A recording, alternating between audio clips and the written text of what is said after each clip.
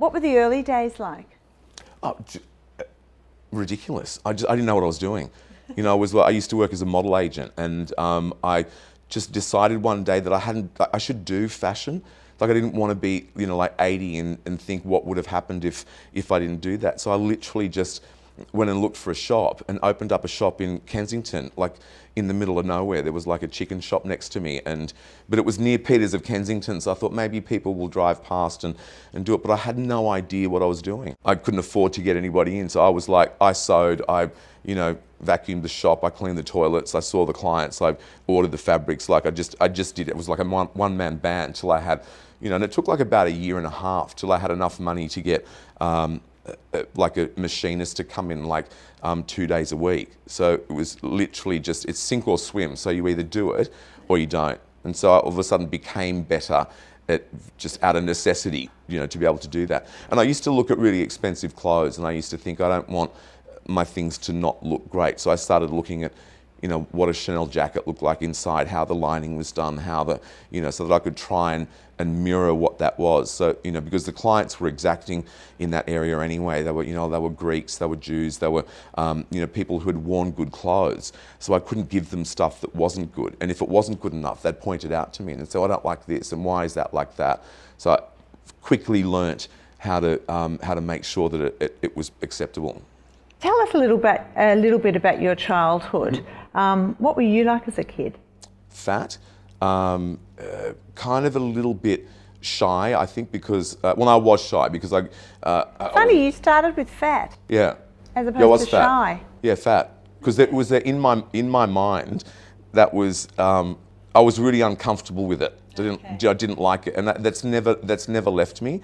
You know, I think if you're fat as a kid, it's somehow inside you've always got the fat kid living with you, and you never quite think that you've outgrown it, or it's this little insecurity that keeps poking its head out. And it made me not do things that other kids did because I felt self-conscious about it. It was a confidence thing. How has the Perry girl changed? Look, essentially not. The things that I always admire about women, like confidence, intelligence, and a sense of humour. Like those three things are what, before I look at anybody, I know we get judged on what the physicality is, but it's the clients that were funny, that, you know, that were confident, that were comfortable in themselves, that would, like, that's what always attracted me. And it's still that, but the girl's just a bit younger. She's a more today, you know, today's kind of girl, if that makes sense. I've heard you speak about the Cinderella moment, when you turn yourself into someone else. Yeah.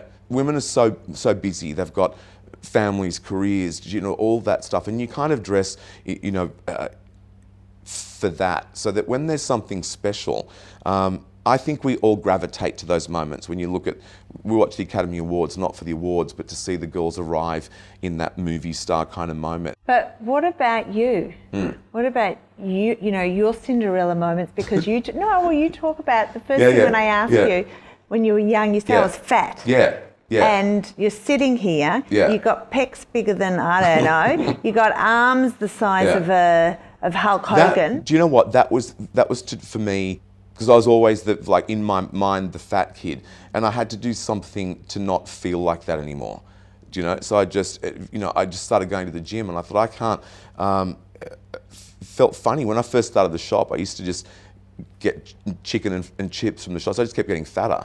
You know, when I was doing it, it's like, I can't, I've got to have some kind of, get my self-confidence up. So when I'm sitting there telling you how you should look, I had to create confidence in myself as well. So it sort of started, you know, from then. And it was just that, it's just, you know, I think you can do whatever you want. You know, if you put your mind to it, and especially with our bodies, nobody's going to help you out on that. It's like a journey that you will either do it or you won't. If you're not happy with the way things are, it's at your hand to change that. If you are happy with the way that you are, that's great. But just be honest with yourself and say, you know, that's that. And I had that first day when I went to the gym, and like everybody else in my mind was amazing, and I was so self-conscious. Yeah, so you think it's really important, because you're in an industry as well that is all about the superficial. I think it's important that you feel good, and it gives you confidence. Like, I can't, and there's no, you know, I'm just being really honest about it. I just wasn't confident. I didn't feel walking into a room, especially at a fashion function. That's pretty terrifying, especially in the beginning. You don't know anybody.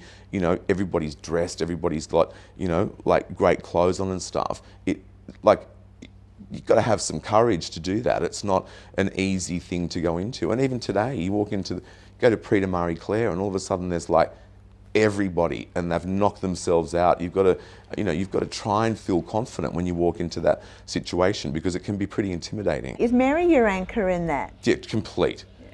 And my family, like, because it's normal when I go home. Like, I don't live that life. I only got like a handful of friends that are in the industry, you know, and it's not really my, like, I'm part of it, but I actually don't feel like I'm really part of it. I never have. So I come and do it, and it's work. And yes, I'll go to that thing, and I'll turn up for, you know, like whatever if it's important enough. I just want to go home, you know. And so it's always been my anchor. And it's my brothers and Mary and my family that keep me. They don't buy into it. They all think it's funny. You know what I mean? Like, not funny, but they're proud of what I've done.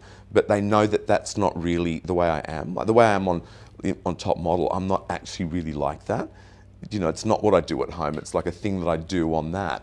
You know, and I sort of cultivated that, and then I got to a point where it became a bit too ridiculous, and then people really thought I was like that, and then they'd be attacking me, and I'd go, oh, hang on, I'm being attacked. I thought I was just being funny, you know. And so then I'd pull back and, you know, try and find what that place was that was, you know, you weren't going to attack me anymore. And you said that, you know, it was a bit of, I don't want to call it sport, because that's dismissive of the whole process and the.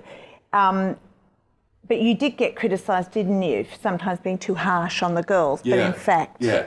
In the beginning, I said things that I probably shouldn't have said. Do you know, like this girl walked in one of the early episodes, and she was really dishevelled and unkempt, and, you know, and she walked in, and I said, oh my God, she looks like a wild pig, like a farm animal or something like that. And it was like, that should have stayed in my head. Yeah. You know what I mean? Yeah. But it was like, when you don't know what you're doing, you sort of say something that you think is going to be funny, and then you hear it and you go, why did I say that? Yeah. You know, and it sticks. So that as I've gone through that now, what I do now is, like, I'm just really honest.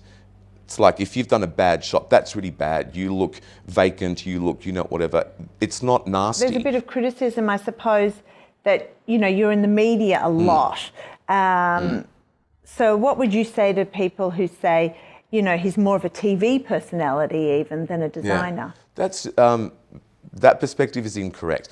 The amount of time that it takes for us to shoot Top Model is, it's probably like 15 days out of the year for me. 300 days, I'm a designer. So that's your perception of like, oh, he's on television again. Oh, there's that TV commercial. Oh, yeah, that's part of it. And so if you start a business and you, don't you want that?